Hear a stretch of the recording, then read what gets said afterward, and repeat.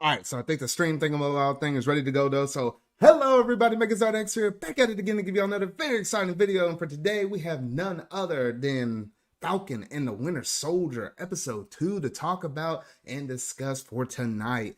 Oh goodness. Now I know there's been a lot of crazy, conflicting, schedule conflicts that I've been going through. So normally I would do these on Saturday nights, but Tuesday night, here we go, and we're about to go ahead and finally dive up into this.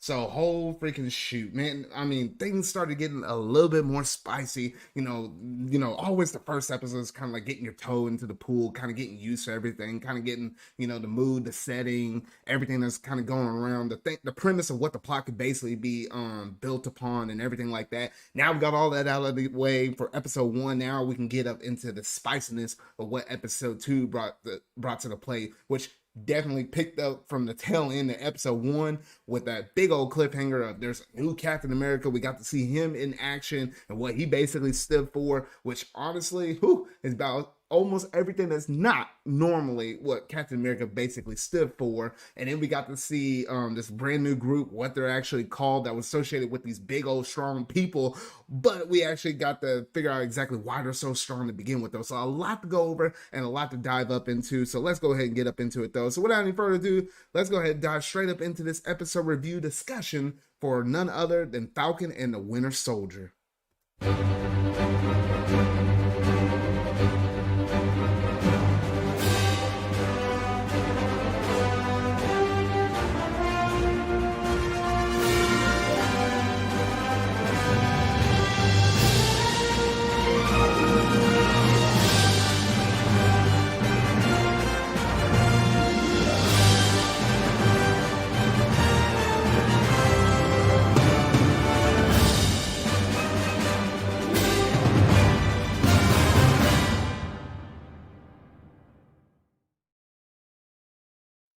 All right, so starting off at the very beginning of the episode, we get to see the new Captain America. And I don't even really care that much about this character, at least in terms of his name. So I'll just go with New Cap, at least until he somehow manages to kind of catch my attention a bit more. I'm just going to call him the New Cap or Fake Cap. I don't know which one. I might be spinning off between the two of them, though.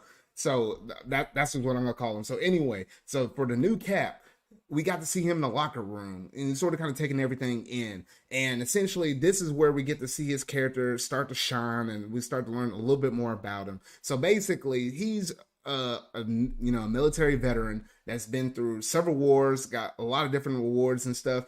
And essentially, after the blimp and everything, the whole entire United States is looking for, some type of a symbol. Basically, everything that Captain America stood for during these dark times of everybody trying to recope, kind of get used to everything after the blimp. This is basically like 2-3 months after the blimp or something like that, roughly around the same time as what WandaVision was, or a little after, roughly around that time. So, the world is still in the state of shock and people still trying to cope with half the world's population coming back up in here though. So this dude was basically taking up that role in terms of having somebody to look up to, in terms of just getting them through these dark times though. And then we got to see them, he got to visit his old high school again, signing autographs and all of this stuff, big parade and stuff. I was kind of digging that little bit of a, marching band music that I used to play marching band both in high school and college. So I was kind of getting down with it. And it was kind of cool to actually kind of shake things up and had that playing in the background as the MCU intro opening was actually playing though. So little nice stuff right there though. But they got to interview him and stuff and say, what, how's it being, Captain American? How was it actually stepping into the role? And, the New Cap over here was like, well, I ain't no Tony Stark. I'm not no Bruce Banner or nothing like that. I don't have the craziest gadgets or the super strength, but the one thing I have is guts. And his resume does seem to kind of point likely for him to be able to be that kind of person that could represent Captain America though. But it's not just what you do, it's also the matter of the heart. And we get to see this dude heart a lot more throughout this episode as the episode progresses though. So yeah, we got the little short interview right there. Even got to see some shots of Bucky over here and just sort of kind of taking this in, and honestly, it was a real, heartbreaker just seeing a brand new person call himself the new Captain America. Like, there ain't no new Captain America. There will never ever be a new Captain America, man. I mean, the way how Chris Evans played that role right there, I mean, there's just no way. There's just absolutely no way we're gonna have a new Cap. And for this imposter, so to say, to hop up in that spot and think that he's doing the right thing, even though in his heart he might think he is, what he really is doing is actually kind of harming his image. Because if people really got to see the real side of this new Cap, it's anything like it. And we'll see this a little play out a little further on though. Then we get the pan over and we actually get to see Sam over here looking at that Cap is back poster over there, like, no, get that mess out of here though. But you got to see him. Bucky got the, for the first time in a good long time, just there with him, and he's like, wait, bro, like, what are you doing? Like, why in the world did you cough up that shield? That's like the moral of this episode. Like, Bucky kept hammering that in to say, like, why in the world did you cough up that shield, man?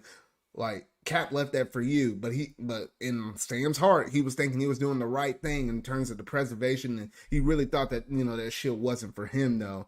And the one thing I will say about this is Sam, at least in this episode, had quite a bit of, comedic stuff. I don't think he said anything comedic, at least during this moment, though. But there was a little bit of, a few little good moments here and there, later towards the episode, though, that were, pretty good that he was saying, though. But essentially, he was talking to Bucky and he was like, hey, I got some more important stuff to deal with. We can always talk about this later, but I got some real important mess, to go over and, deal with. And then Bucky's like, well, like, what's more important than this? And then he started catching him up to speed about this new group, which I have to pull it back up my notes. This new group that was called the Flag Smashers. That's the group that's associated with that big strong dude that we saw in the previous episode that laid one of Sam's friends flat on their back and just put him out of commission for a brief little moment though. So yeah, the Flag Smashers, and basically they're trying to bring the world back to an era that was before the blimp. Because during the blimp,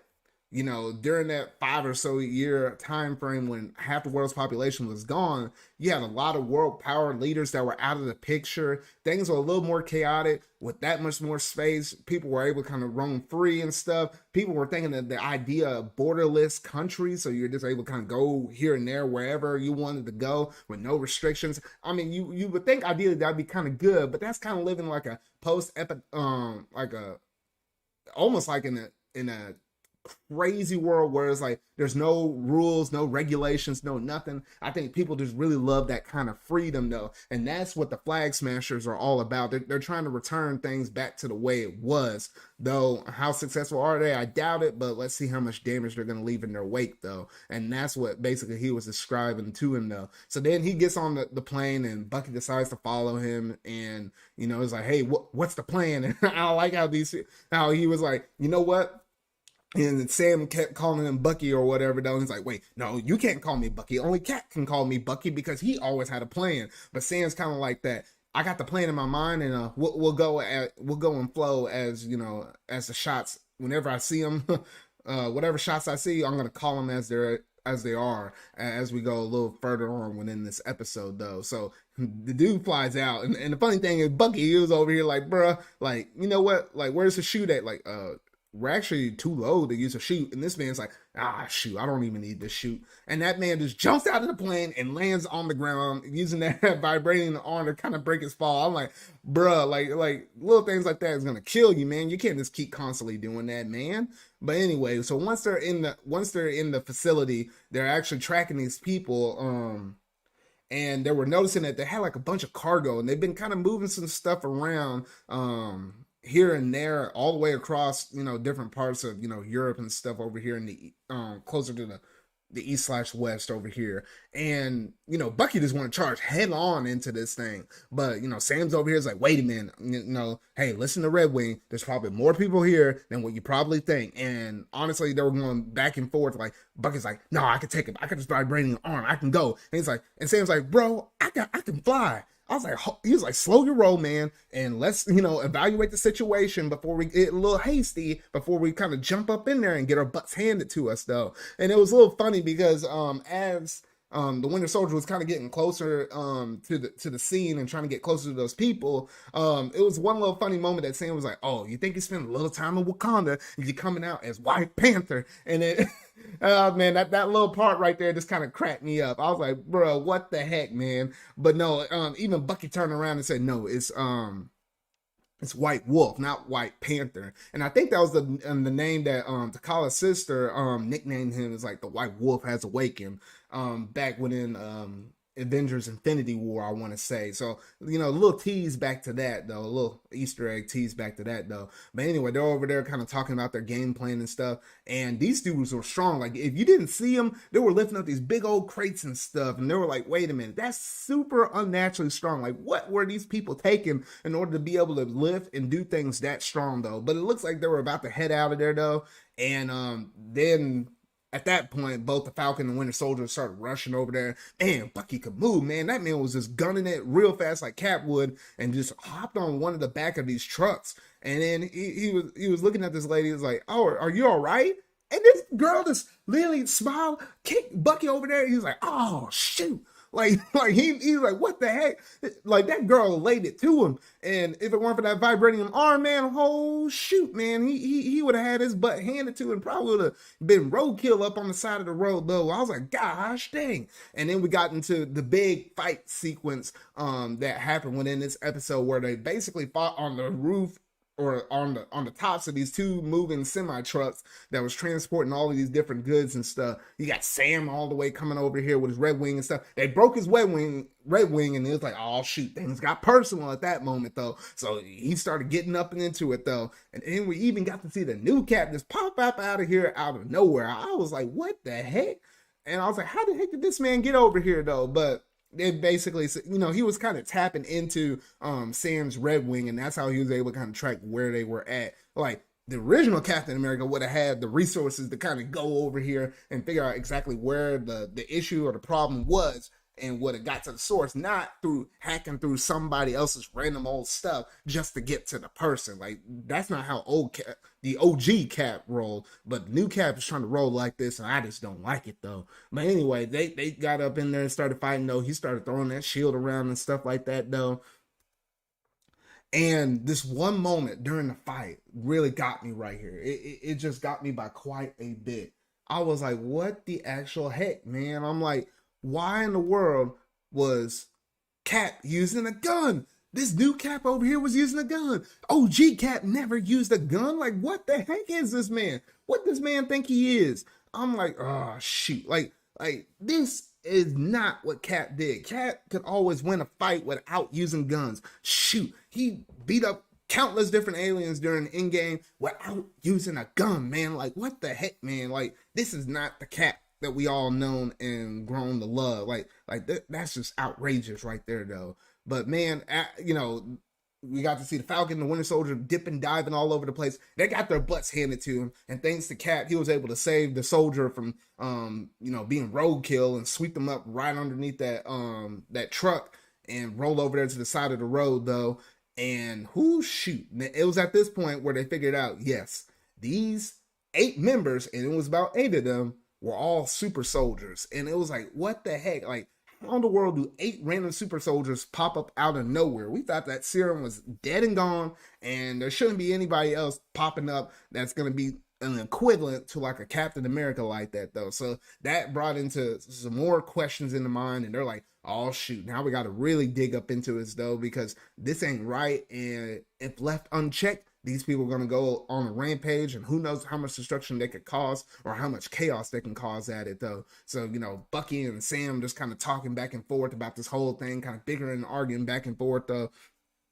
And then we got to see the new Cap just kind of rolling up in here, though. He's like, hey, I'll give y'all a lift. The nearest airport is like 20-something plus miles away. So, you know what? Stop the car and let them get up in there, though. And then he was basically discussing with them, how in the world they were able to track these two and able to find out exactly where this one group were and how they were essentially able to kind of drop off and join the fight like that, though. So they were asking like, hey, you know what? If you can join me, it would be really nice to have the OG Cap's wingman right next to me, though. But Sam over here is like, no, that's just not how it flies, man. Like, Like there's no way I'm going to join you because I feel like I'm more than capable of dealing with this, even if I got to partner over here with Bucky. Us two, we can handle this more than y'all two.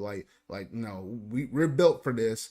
Cap trained us. You know what? This is our job. We don't need your help. And to take off on that road though. Now this next scene over here, we get to see some of these this other group over here, and it seems like they're kind of in like a dark alley for these flag smashers and stuff. So you know what? Basically, this is sort of kind of like a safe house essentially, where different people are starting to get behind and rally behind these people. They're even starting to kind of nickname them the Robin Hood and all of this stuff, because it's like, the whole steal from the rich, give to the poor, all that kind of jazz and stuff. It's like, hey, we don't like these new powers over here though, but you can return the times back to before the blimp, we'll support you and stuff. So they're starting to gain like a little bit of a fan base and stuff, and people are here supporting them, even offering up their homes just allow them to be able to rest, catch a break, eat, all that kind of stuff though. So it's kind of crazy though. But that one lady with the, like that one black lady that has that kind of hair and stuff, was literally over here and saw like a little text message like, you took what was mine and I'm gonna find you and kill you. Like she's getting some threats from some odd person. I don't know who it is, but I have a sneaking suspicion that she probably took that super soldier serum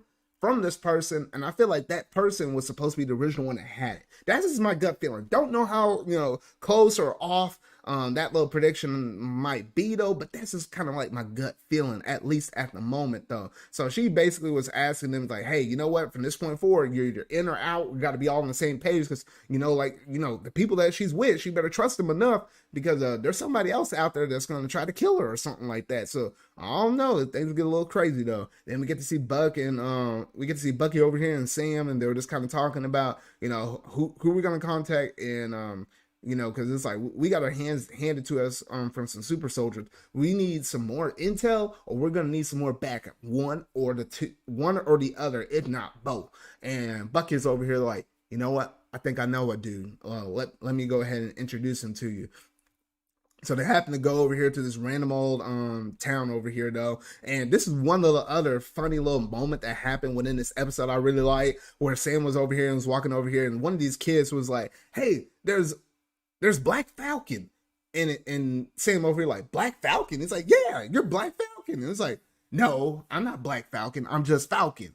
But he's like, that's not what my parents or whatever call him or whatever though. And he's like, what do you want him to do? Call you Black Kid? And he was like, ooh, the other boy over there in the bottom right corner was like, dang. And Sam's over here, I got him, huh?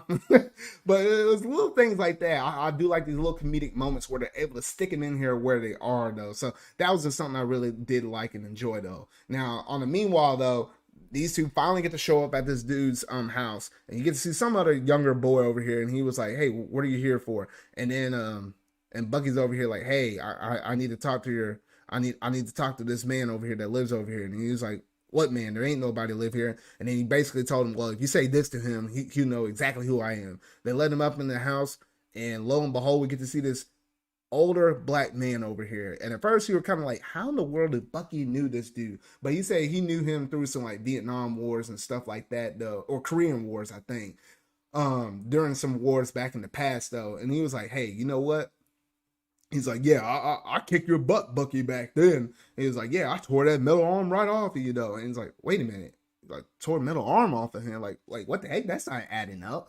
But apparently, this man was actually another super soldier in the same avenue as, Captain America over here. And it was like, wait a minute. There was another black super soldier that was, from the U.S., with Captain America? Like, what the heck? Like, we literally thought for the longest time Captain America was the only kind of super soldier. You also had over there Bruce Banner, but that's the super soldier serum went wrong and thus made him the Hulk. But outside of that, you would kind of think that was it, but you didn't think there was actually another man over here that had it. And one thing led to another, and people didn't kind of value the work that he did even during those wars, and somehow he managed to go to jail for 30 whole years. And he was really frustrated with Bucky. He's like, oh, you think you can just come up out of nowhere, you had all these lives, killed all that stuff with your kind, and the emphasis with your kind. I think that had a double meaning within this episode, which we're about to really see here within the next few upcoming moments, though, where your kind basically meant,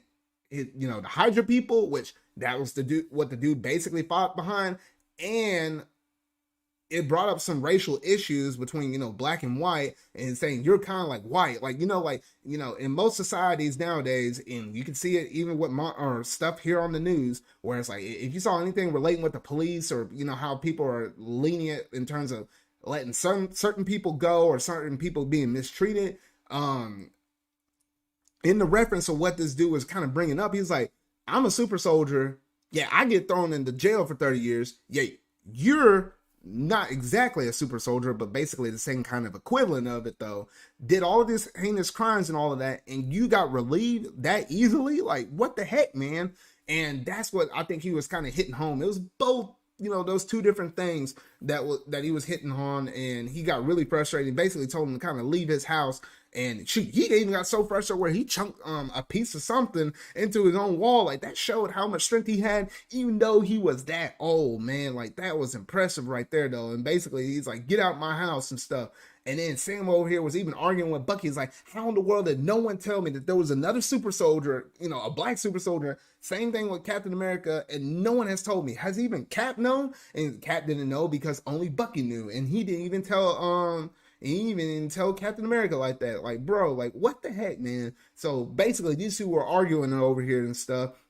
And then these random old cops showed up out of nowhere. It's like, hey, is this man bothering you or something like that?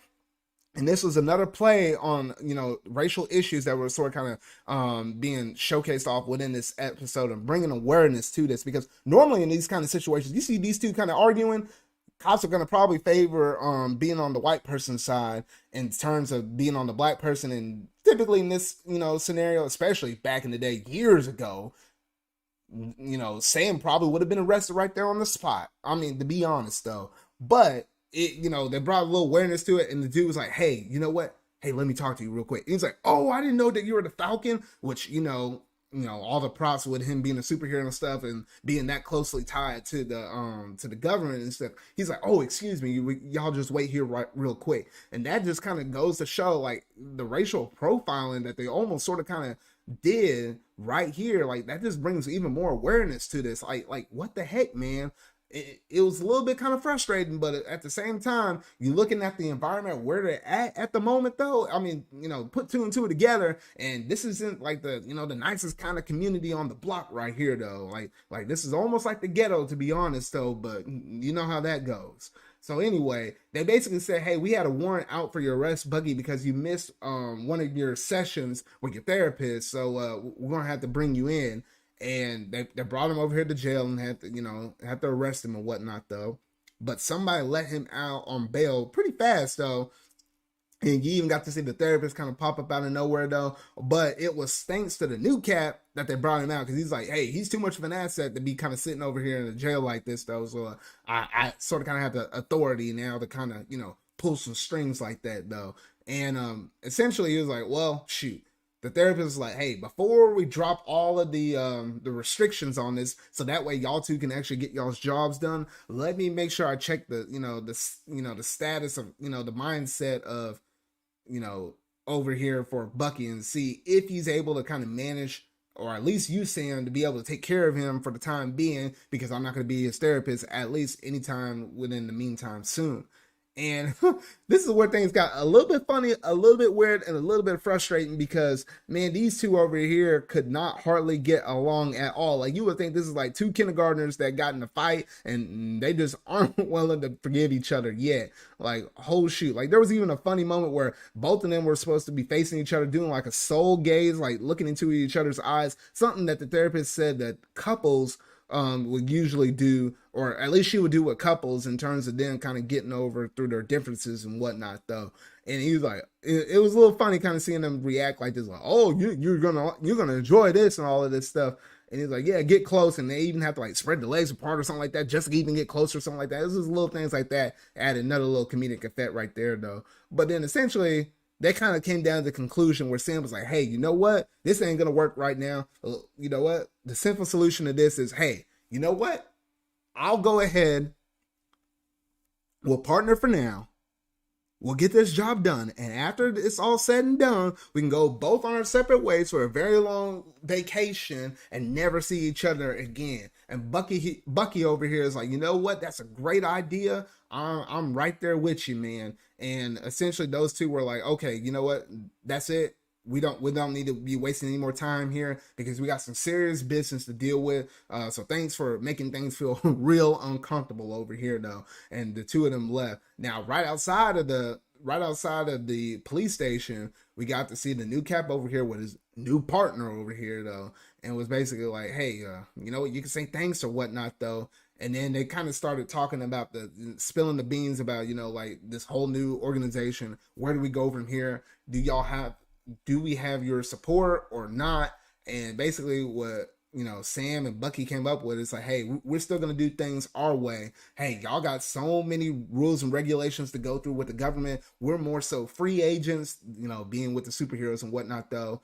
And, you know, with that, you know, the United Nations sort of kind of have like a little pact where they can sort of kind of freely move from certain countries to certain countries and kind of deal with, you know, certain matters and stuff. So they're more free agents than what the strict U.S. military personnel is.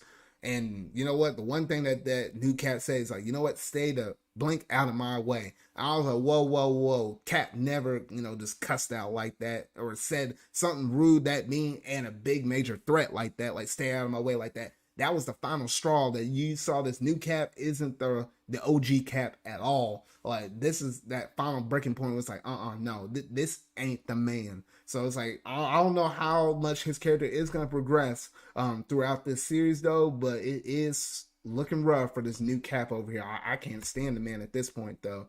And those two over here, like, did you really just say that to me, boy? Like, I'll lay you out right here, right now. I'm not no super soldier, but shoot, I'm the Falcon. I'll take you out. And then, you know, Bucky over here with that vibranium arm over here, shit, like, shoot, I can knock you out until the next week. Don't test me, boy. Don't test me. So anyway, we got to see another scene over here, back with this group once again. And it seems like they were taking all the materials that they had, loading on the airplane so that they, you know, they can fly away or whatnot, though. But it seems like, you know, the government's sort of kind of catching up to them at this point at the game. And this dude over here is like, you know what? I'll slow them down. You know what? For all the cause, I'm willing to make a sacrifice and whatnot, though. So, you know, they left. That dude pushed down the light pole, slowed them down just enough, tried to charge towards them, but eventually got shot down. Even though you're a super soldier and all of that, you can't take that many bullets, though. So, yeah, the band's basically pretty much dead at this point, though. But it did allow this other group, known as the Flag Smashers, to be able to kind of escape like that, though. So it seems like there's some moving parts with these Flag Smashers. They're kind of moving around these certain kind of materials, though, but to what greater purpose is it going to be for? That's something I feel like we might see at least starting to kind of take, you know, get a bigger picture of it in a sense, in terms of what could happen within the next episode 3, in terms of, you know, what all they're trying to basically achieve. We know they're trying to bring things back to before the blimp, but those materials, what are they going to do with that, though? And then lastly, within this one final little scene right here, we get to see Sam and we get to see Bucky over here walking down the street, and it was like, what's our next move? Do we know any other connections or anything like this? And then Bucky was like, you know what? I think I know another guy. And it was like, bro, like you thought you knew one guy, and that one guy was about to almost come over there and kill you. And it's like, well, what about this new guy, though? And then he's like, well, let's go to Zenith. And he's like, bro, like the old dude from, excuse me, the old dude from Hydra. He's talking about going and talking to that dude in terms of getting any kind of information or any kind of lead off of what was kind of going down with this extra super soldier and serum kind of stuff. And they had to go to this old dude. And now, for a recap or refresher for anybody that can't remember who Zenith is, this dude over here was the same dude that threw everything into chaos within Captain America, the Civil War, because he, based upon some stuff that happened within Avengers Age of Ultron, he basically lost some family or some people that he was very close to back within that movie. So he decided to enact his revenge by basically breaking up the Avengers. He knew he couldn't necessarily fight any of those Avengers one-on-one, but if I can turn them against each other. And that was basically the huge plot emphasis for Captain America in the Civil War. So this is the dude that basically kind of caused all of this. And remember, towards the very end of it, it was the Black Panther that was able to essentially capture him. And thus he was kind of locked up in jail. And now this is where he's at right now. So that's a little bit of a refresher right there, though. And essentially, you know, Bucky's like, hey, let's go and talk to this dude because, hey, he's probably one Hydra person that we could probably get some little bit of information out of in order to help us with this case. And that's essentially where the episode ends. Now, gosh, by golly, there was a lot of stuff that happened within this episode. A lot of stuff that I had to go through and talk about, though. But man, oh man, things are shaping up to be pretty good and to get pretty spicy starting within this next episode 3. And these flag smashers, though, like, how in the world were there 8 more super soldiers that came up out of nowhere? Like, who was creating this serum, or who found this extra allotment of serum? Because we literally thought Captain America was like one of the last people, but what the heck? So y'all gotta let me know down in the comment section down below what all do you think about this episode 2 and what you're really looking forward to most that's gonna happen most likely within episode 3 of Falcon and the Winter Soldier. But that basically does it in terms of my review discussion over this episode, though. So if you really like this review, make sure to go ahead and hit that like button, go ahead and hit that subscribe button and that bell to stay up to date on all things Falcon and the Winter Soldier that is happening this season throughout this whole entire 6-episode event. So remember, y'all, until whatever video I make next, see y'all.